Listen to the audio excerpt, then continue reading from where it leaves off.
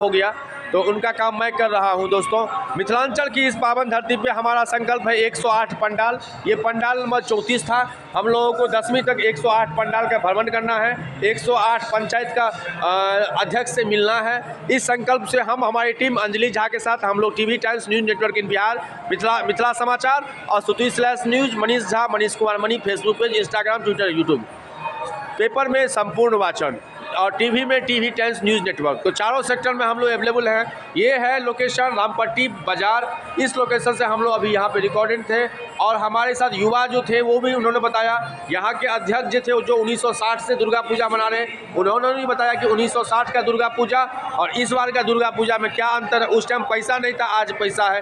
तो बहुत सारे सवालों का जवाब मिला, बहुत सारे संस्कार मिले। यही वाणी के साथ मैं मनीष झा अहाँ सबके प्रणाम करै छी, गोर लगै छी। यदि वीडियो नीक लागल हुआ तो प्लीज़ अहाँ सब शेयर और लाइक कर देव। तहे दिल से धन्यवाद।